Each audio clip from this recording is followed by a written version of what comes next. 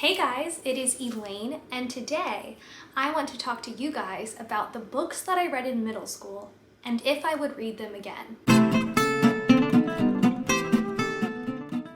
I don't really know why I decided to film this video today. It just kind of popped in my head to talk about the books I read in middle school. I was in a really nostalgic mood, I guess, and so I decided to write down the books that I read and what I think of them now, and I wanted to share them. So I have two categories.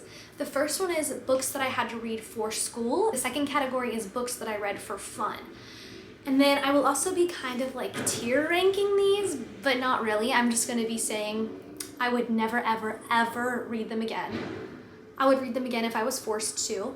I would probably read them again, and then I would 1,000,000% reread the book. Let's get started. So the first category is for school, and I'm gonna start off this list with a book that I'm probably pretty sure that you guys know, and that is Holes. To be honest, I thought this book was extremely boring. It just never interested me, and a lot of my friends really liked it. Even for Halloween this year, I had friends who went as characters from Holes. A lot of people really enjoy Holes, and I never did.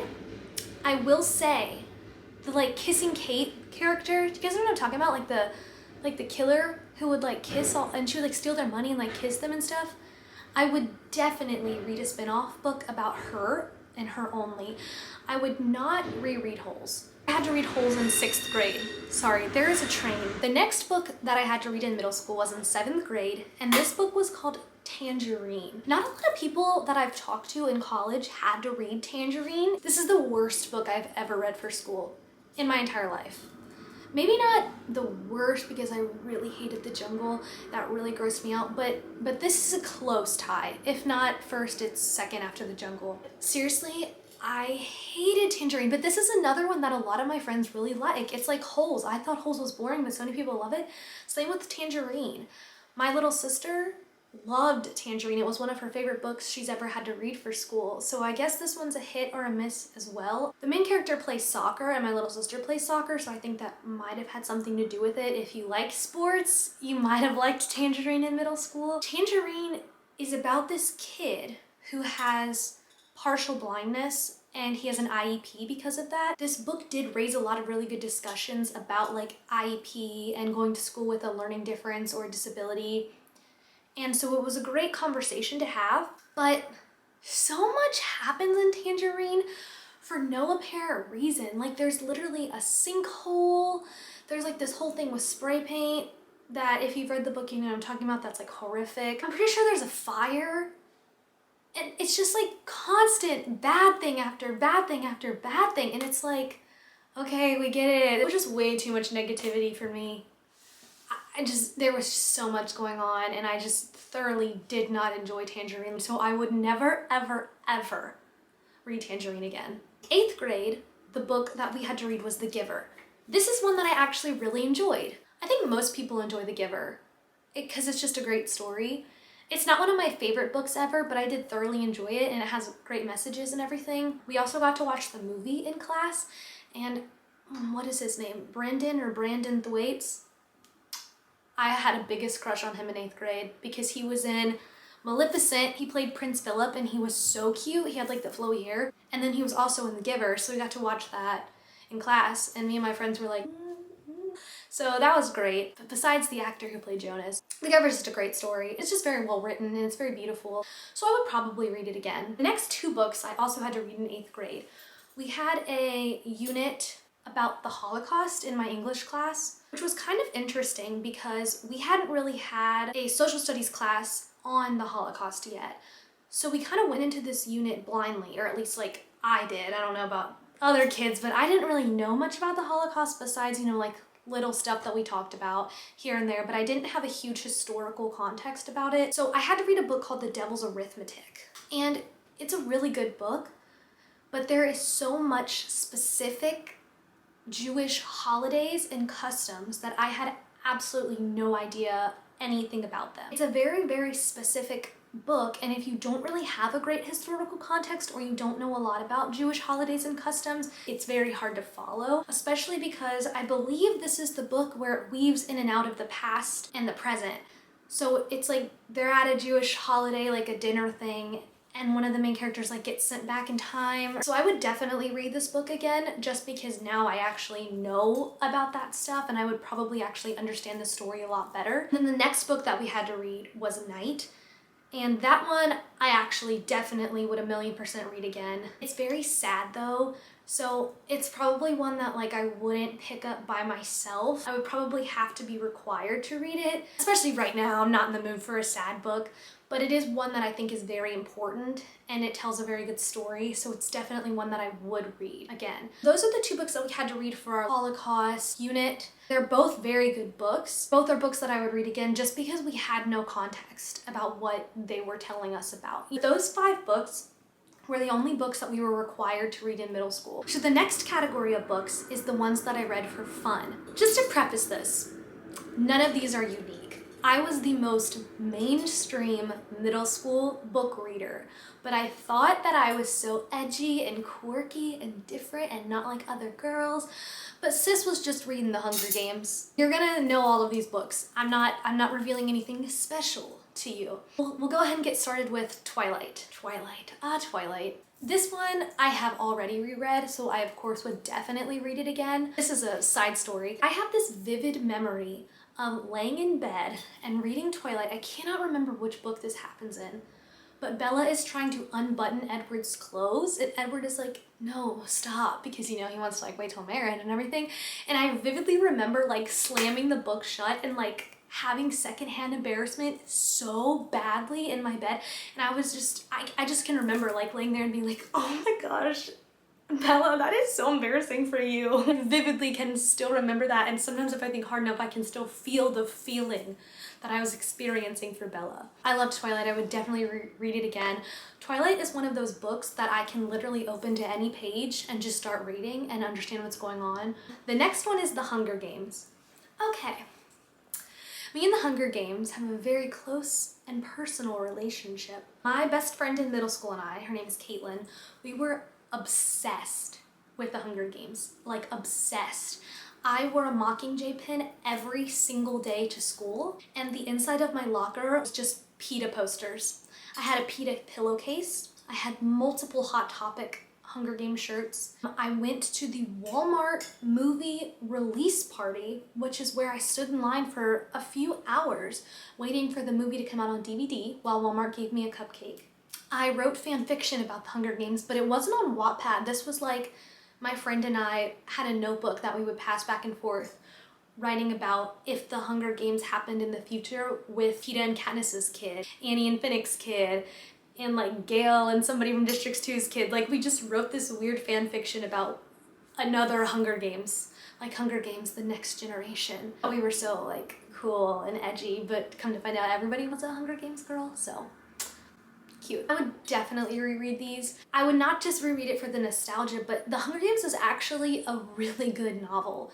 Suzanne Collins is a great writer, and The Hunger Games is a book that I feel like you could teach lessons on. Like you could write lesson plans around it and teach it in school. I just think it's a great series, and I think it's very powerful, and the movies are great, and I would rewatch them, reread this anytime. The next on my list is the Selection series. I'm just gonna go ahead and say it. I would never, ever read these books again. They were fun while they lasted, but it's just, the chemistry with me and the Selection is just not there anymore. The main character is so annoying, and these books are an absolute hot mess. They are so messy and chaotic. The writing is not the best. This is something I'll talk about a little bit later with another book, but whenever I try to reread a book that I read in middle school, I find myself being way more critical of the writing, more than I ever would have been in middle school or high school. My sister recently read them for the first time, and I tried, and I just can't.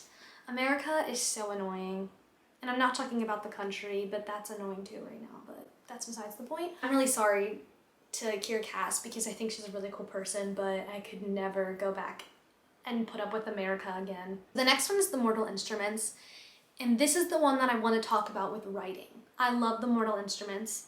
The Mortal Instruments was the first time I ever wrote real fan fiction on Wattpad. I would draw runes on myself with pins and wear them to middle school and act like, yeah, I'm a shadow hunter. I loved The Mortal Instruments, and I actually have reread these, and I would reread them anytime. However, I had to stop because I found myself being so critical of them. I found myself finding lines that don't make sense or writing techniques that I don't agree with. And I found myself, like putting it down in my head. And I didn't like that because I don't need to judge past me and what I read. I think The Mortal Instruments is a great series. Cassandra Clare is amazing at world building, and she's really good at character development and creating like chemistry between characters. And I think that she's a very good writer. However, her writing style isn't my favorite. And so when I go back and read it, I'm very critical of it. And I don't like that because I don't like thinking negatively of things that I loved in middle school and that bring me nostalgia, because I want them to, hold a sacred place in my heart. I want The Mortal Instruments to live as this great series that brought me so much joy and excitement and helped me find what my true passions were in middle and high school. And I don't want to ruin that, but I would really like to read her newer books just to see where her writing is now, because I can only imagine that she's gotten better as she's gone on. Next, I have a series called Canterwood Crest. These books are about a private boarding school where they're all horse girls. And fun fact, I was a huge horse girl in later elementary school. These books I read in elementary school as well as middle school. I had them on my Nook when I first got a Nook. I wanted that to be my life so badly. I wanted to go to a boarding school for horses. Like, I wanted to go to a school where you took classes on how to ride a horse. I just thought that sounded so amazing.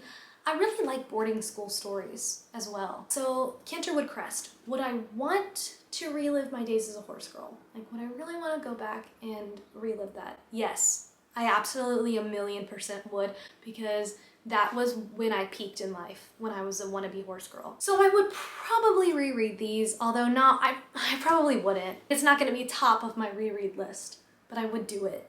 I would do it for the horses. Okay, next we have the Pretty Little Liars book series. I actually watched the first season of the show first, and then I read a lot of the books. I didn't finish the series because it is extremely long. I have tried to go back and just even rewatch Pretty Little Liars, and I physically cannot. That show is just so toxic for me. Just those girls are crazy, and they're very, very toxic and very extra, and I cannot put myself through that again. I also get extremely frustrated with the show because they just went completely off book. There was a very clear map for them to follow. The books had everything planned out. They had who A was. They had the clues of how to get there. The books were amazing, okay? I think Sarah Shepard wrote them. Fun fact, speaking of Sarah Shepard, I accidentally got into some Pretty Little Liars Twitter drama in middle school because somebody tweeted, okay, it was like a picture of Steve Jobs and it was like, I made Apple. And then it was a picture of like Bill Gates and it was like, I made Microsoft. And then it was a picture of Marlene King and it said, bitch, I made A. And I like quoted the tweet and said, I'm pretty sure Sarah Shepard made A when she wrote the books. People came for me, okay? People who liked the show and liked Marlene King came for me on Twitter, and I opened a can of worms that I had no business opening. It was really frustrating because Sarah Shepard had everything completely planned out, right? She knew who A was, and she gave the show a perfect guide of how to get there, and they just said, no. We don't want that. And they just went all over the place. And so whenever I watch the show, it extremely frustrates me because you can obviously tell that they had no clue what they were doing and that they had no clue who they wanted A to be because, you think it's one person and they have all the clues. And then they change who A is, and it's just frustrating. Follow the book. Okay, the next one is where the mainstreamness kicks in again, and that is anything by John Green. Okay, real talk. I would probably not reread anything by John Green. I can appreciate what these books did for me and what these books did for our society as a whole, okay? They were very, very influential for my generation and for my middle school friends. And even in high school, everybody loved them and they meant a lot to us. But they're very sad and extra, and I'm kind of over the whole cute nerd boy falls for manic pixie dream girl and they bond over their weirdly obscure hobbies or interests. Because that's kind of what all the books are. And then something tragic happens, right? I can appreciate that storyline. Okay, and I can appreciate what it meant to us back in middle school, but now I've seen it too many times. I don't want to go back. I've moved on, However, I do want to say that I love the Green brothers and I think that they're wonderful human beings, and I just want to thank them for helping me pass all of my AP courses, because without Crash Course, I would not be the person that I am today. The next book that I have is Alienated by Melissa Landers. This is a book that I discovered because the author is from the Cincinnati area. That's where I'm from. And I met her at a book convention in Cincinnati. It's about a high school valedictorian who gets chosen by the American government to be a host family for an alien. Discovered that there's life outside of Earth, and they picked this girl to host one of the aliens because she's smart, and they just so happened to give her a hot male alien. And they just so happened to fall in love. It was really, really good for me then. I still have a poster hanging up in my room about Alienated. I really enjoyed the book. There's this line in there that's like, "I won't be your intergalactic booty call," and I really like that. I just think it's a cool line. But I would not reread this because I'd probably go for a more grown-up alien romance, if you know what I mean. It was good for me in middle school, but it's probably not what I'm looking for now. The last book that I want to talk about is the one and only Anna and the French Kiss. Anna and the French Kiss. This book is the reason I am the person I am today. I love Anna and the French Kiss. It's one of my all-time favorite books. It was just so influential for me. I even took it on a tour of Paris. I will put a picture of me over here where I am kneeling on point zero with the book. I even wrote a poem last semester in my creative writing class. We had to write an ode to something, and I wrote an ode to the book that made me, Anna and the French Kiss. It was like, thank you for showing me how to fall in love with something that you can't physically touch or see. And that is the book that taught me that writing can do that. That writing can transport you to somewhere else, and that writing can make you care so much about characters that you've never met and that you can't see or talk to or touch. Anna and the French Kiss is why I signed up for French class, the Spanish, even though my mom told me Spanish would be way more useful. And then the French Kiss is the reason I went to Paris in the first place. It's the reason I still want to study there. It made me fall in love with romance. I would read this book again every day of my life. I have it on my shelf right now. It's the book I read when I'm sad. It's my comfort reread. Overall, those are the books that I had to read in middle school, either for school or the books that I read for fun. Let me know what you were required to read in middle school. I think it's really interesting to hear about how different schools were required to read different books. And I always am jealous of sometimes of like other schools and what they were required to read. I think I wanted to create this video because things are really stressful right now, and it's way easier to turn back to nostalgic things and things that make you feel happy and like a carefree child again. I hope that you guys are having a great day, and wherever you are, I hope that you are staying safe. I hope that you are wearing a mask. I hope that you are staying off of social media as much as you can. Social media is fine. I love social media, but maybe don't get on it every 5 seconds. I hope that you are trying to monitor the election results, but also not letting it control your entire thoughts, because you know what? Right now it's out of our control, and we've just gotta let what happens, happens, and here's to hoping that Trump is a one-term president. No matter where you are, be safe, be kind, especially be kind to yourself. And have a wonderful day, and I will see you next time.